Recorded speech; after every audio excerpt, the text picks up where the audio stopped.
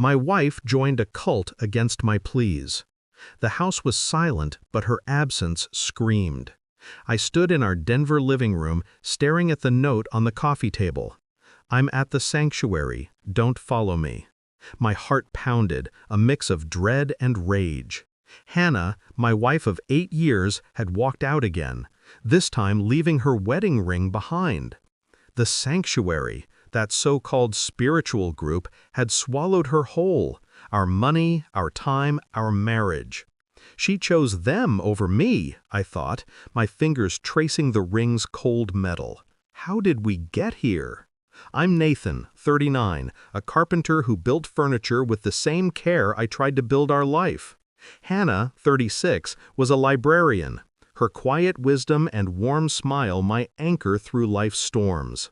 But lately she'd been restless, seeking meaning in late-night meditations and strange books. Then came Ezra, the guide from the sanctuary, a charismatic man with piercing eyes and a silver tongue. He'd appeared at a community event, promising inner peace. I saw a con man. Hannah saw a savior. "They're trouble," I'd warned her. She'd brushed me off. "It's my soul, Nathan, my journey." The signs crept in like fog. Hannah started attending gatherings, coming home late, her eyes distant. She'd hum unfamiliar chants, her phone buzzing with messages from sisters in the group. Our savings dwindled. $200 here, $500 there, donations for their retreats. She grew secretive, locking her journal, dodging questions. "She's just searching," I told myself, ignoring the knot in my gut. "She'll come back to me." But nights alone, staring at our empty bed, I wondered if I was losing her. "What's pulling you away, Hannah?" The conflict erupted one rainy evening.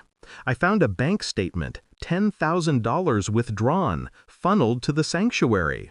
"What the hell is this?" I demanded, waving the paper as she walked in, her scarf still dusted with rain. "It's for the collective," she said, calm but defiant. "We're building something bigger than us." "Bigger than us?" I shouted. "That was our future, our house, our dreams." "You don't understand," she said, eyes blazing. "This is my purpose." Purpose? The word stung. I'd begged her to leave the group, citing news articles about their shady finances, their isolated compound. She called me controlling. That night she packed a bag and left. She's gone, I thought, my chest hollow. They've taken her. My emotional journey was a descent into chaos. Confusion hit first. How could she trust them over me? Then denial. She'll come back. She always does. Pain followed, sharp and relentless, as I replayed our years together, her laugh at our camping trips, her hand in mine. Was it all a lie? Anger surged, hot and bitter, as I imagined Ezra's smug face, his grip on her mind. I wanted to storm the sanctuary, drag her home. But fear whispered, "What if she doesn't want me anymore?" I sat in our workshop, sanding a half-finished table, lost in thought. I'm not enough. The twist came a month later.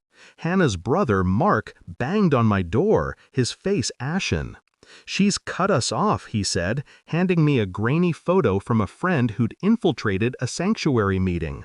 Hannah stood in a white robe, her hair shorn, her eyes vacant.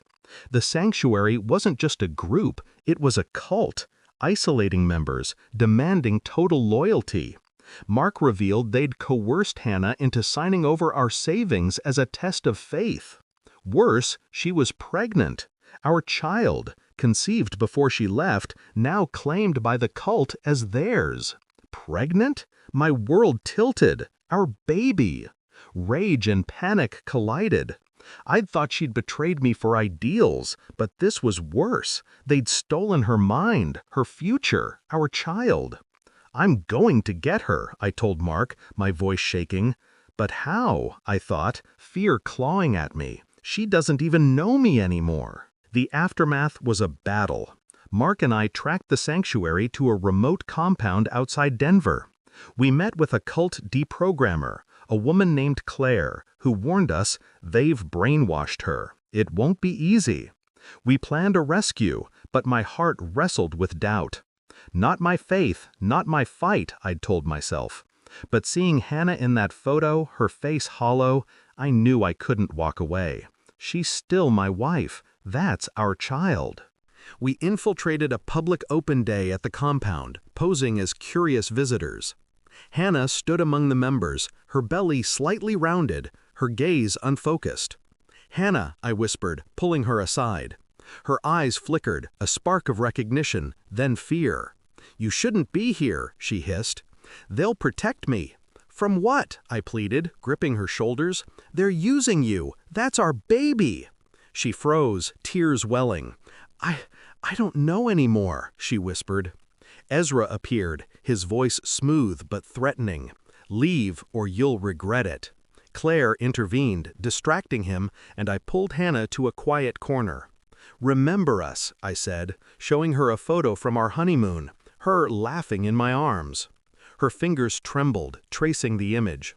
"I didn't want to hurt you," she sobbed. "I thought I'd found peace." "Then come home," I said, my voice breaking. "We'll find it together." She nodded, frail but resolute. We slipped away, Mark covering us, as alarms sounded behind us. The emotional growth was grueling. Back home, Hannah was a shadow of herself, haunted by guilt and the cult's lingering grip. Therapy helped, but trust was a battlefield. I grieved our old life, the ease we'd lost. Can I forgive her, I wondered, watching her cradle her growing belly? But I grew too, learning patience, listening to her fears of being lost again. Hannah fought to reclaim herself, reading her old journals, reconnecting with her siblings. Our unborn child became our anchor, a reason to try. 9 months later, we sat in our nursery, a tiny crib beside us. Hannah held our daughter, Leela, her eyes soft but scarred.